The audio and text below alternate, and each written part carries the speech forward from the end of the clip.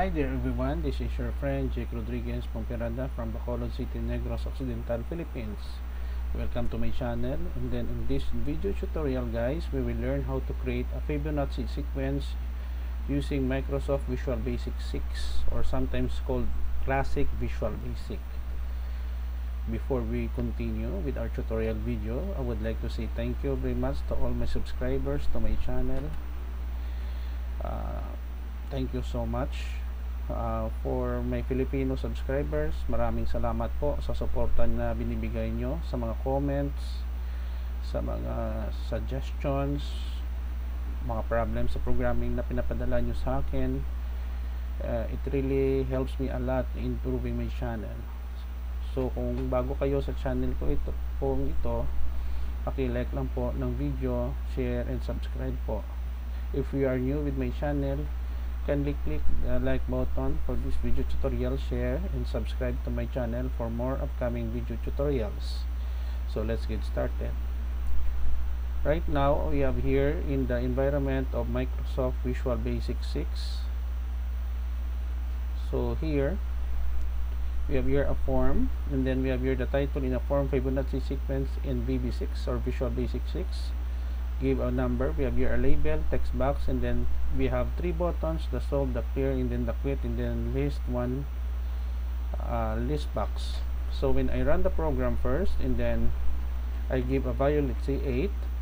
When I click the solve button, it will list down the Fibonacci sequence from 1 to 1, 1, 2, 3, 5, 8, 13, and 21. So a Fibonacci sequence is the sum of the first and then the second value. So 8, 1 plus 1 we have 2, 2 plus 1 we have 3, 3 plus 2 is 5, 5 plus 3 is 8, 8 plus 5 is 13, and 13 plus 8 is 21. So that's why we can arrive this sequence. So when we click the clear button, it clears the list box and then the text box, and it allows us to give a new set of values, let's say 9, and then it will generate the Fibonacci sequence of integer value of 9. Clear, and then we can quit. Now let us go with the code.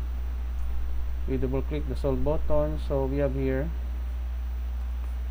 on the top I have declared three variables, a, b, and feb as integer, and in our code we have here a equals 0 initial value, b equals 1, name or dimension user input, comma I as integer, user input val, text1 dot text, normally it is a string, we convert it using a function val, I equals user input, list1 dot add item is we have here 1, the first value, and then we have here dual statement. So feb equals a plus b, a equals b, b equals feb, and then list 1 add item feb, whatever the result of this accumulation of value of your variable feb, and then increment I equals 1, increment by 1, and then feb less than I. So the next button is clear.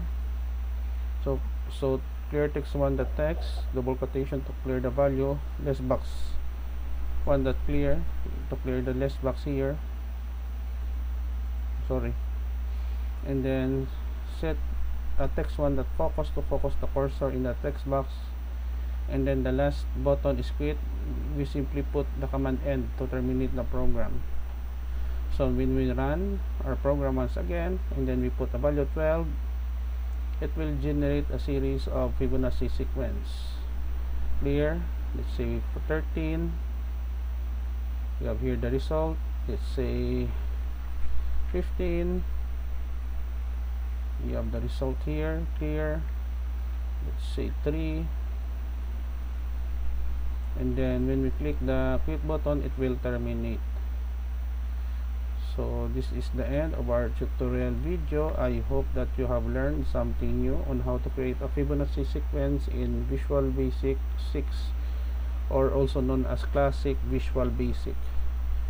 Thank you very much guys for watching. If you like this video tutorial, please hit the like button, leave a comment in the comment section of this video tutorial, share and subscribe to my channel for more upcoming video tutorials. This is your friend Jake Rodriguez Pomperada from Bacolod City, Negros Occidental Philippines.